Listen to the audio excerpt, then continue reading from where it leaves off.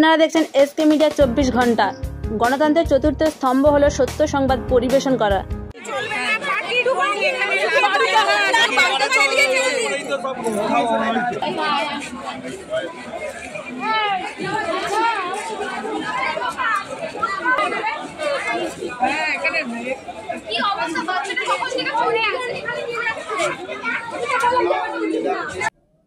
গতকাল বাল্টিকুড়ির নস্করপাড়া এলাকায় ঘটে যায় এক মর্মান্তিক ঘটনা।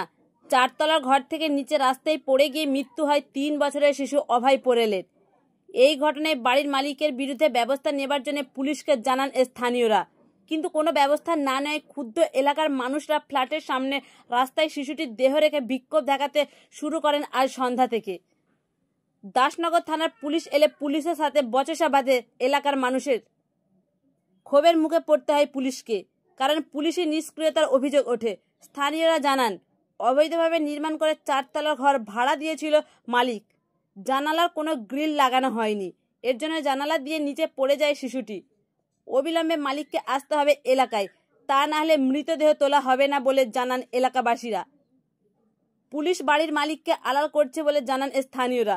ওই শিশুর পরিবারকে ক্ষতিপূরণ ও স্থায়ী বসবাসের জায়গা দিতে হবে বলে দাবি স্থানীয়দের। এছাড়া দাবি অবৈধ নির্মাণ ভাঙতে হবে। আপনারা দেখছেন এসকে মিডিয়া 24 ঘন্টা নিউজের সঙ্গে আমি সাগিরা খাতুন। সবার আগে আপনাদের সাথে যাতে সুস্থভাবে প্রতিবাদ হোক, ওনাকে অনেকবার রিকোয়েস্ট করে ডাকা হয়েছে, কোনো এতেই উনি আসতে চাইছেন না। আর এখানে এই ঠাকুরগুলোকে দাঁড় করিয়ে রেখেছে, সবাই একবার করে নমস্কার করবে বলে। এই ঠাকুরগুলো যে দাঁড়িয়ে আছে, এই চুরি পরে দাঁড়িয়ে আছে, এই শাখাগুলো ভাবছি খুলে ওনার হাতে দিয়ে দেবো, আর ওনার উর্দিটা আমরা পড়বো।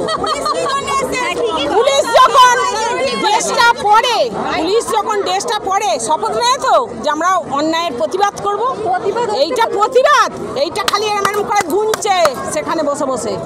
আর এদের পাঠিয়েছে, তোরা দেখ রোলটা বলছে বলছে আমাদের বড়বাবু পাঠিয়েছে। এনারা বলছে বড়বাবু পাঠিয়েছে কেন আপনাদের? না আমরা জানি না, আমাদের এখানে পাঠিয়েছে। ঠিক আছে, বড়বাবু আপনাদের পাঠিয়েছে, খুব ভালো জিনিস। আপনারা বড়বাবুকে বলুন যে বাড়িওয়ালাকে আসতে, এখানে আমরা বাড়িওয়ালার সাথে কথা বলবো, আপনাদের এখান থেকে চলে যান, না হলে না পারবেন চলে যান। হ্যাঁ, নইলে কি করবেন? এই যে এখনো তো বাচ্চা থাকবে, ভাঙচুর হবে, আমরা বডি এখান থেকে ওঠাতে দেবো না। সারা রাত থাকতে তাও আমরা থাকবো। আমাদের যদি সুজাতা দাস স্যাংশন আছে, তার উপরে 4 তলা, তার উপরে যে ঘরটা করেছে সেটা হচ্ছে প্রথমত তো ইলিগাল। ওটাকে ঘর বলে না দাদা, ওটাকে বলে গোডাউন। কিরকম ঘর? পুরোটাই টিন দিয়ে, এদিকেও টিন ওপরেও টিন, এরকম না যে শুধু অ্যাডভেস্টার। আর একটা জানলা করেছে, কিভাবে সেখানে কোনো গ্রিল বা কোনো জাল লাগাতে পারবে না। এরা গরিব মানুষ, যতটা কমে ঘর ভাড়া হয়তো হয়, সেই জন্যই হয়তো ওনারা ছিল, নাহলে একটা বাচ্চাকে নিয়ে অত রিস্কে কেউ থাকে না। ওইভাবে ওই যে বাচ্চাটাকে পড়ে গেল, প্রথম কথা এইরকম যে ইলিগালটা করেছে, টাকা খাইয়ে করেছে। একটা প্রশাসনের এটা ভুল, বড় ভুল, না হলে এই দুর্ঘটনা ঘটতো না।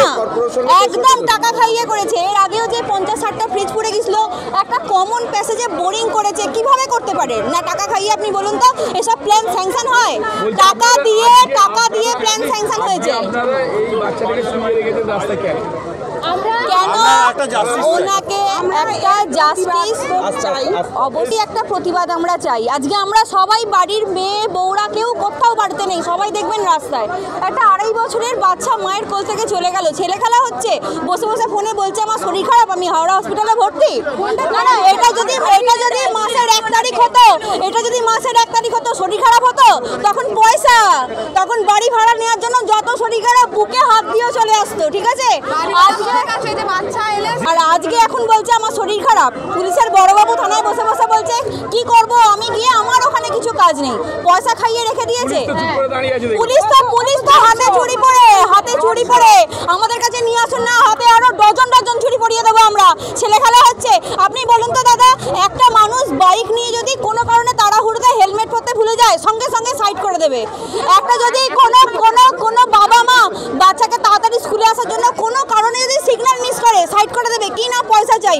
আজকে একটা বাচ্চা ছেলে মারা গেছে, মায়ের কোল থেকে চলে গেছে, এখানে বসে বসে নাটক করছে, এখানে বসে বসে হ্যাঁ কাল থেকে দাঁড়িয়ে আছে পুলিশ পোস্টিং, পুরো টাকা খাইয়ে এখানে পুলিশ পোস্টিং করে দিয়ে গেছে। কেন না বাড়িতে কোনো আচরণ না লাগে, বাড়িতে কোনো আচরণ না লাগে, ছেলেখেলা হচ্ছে। এখন চাইছে উনি আসবেন, এনাদের একটা স্থায়ী বসবাসের ব্যবস্থা করে দেবে।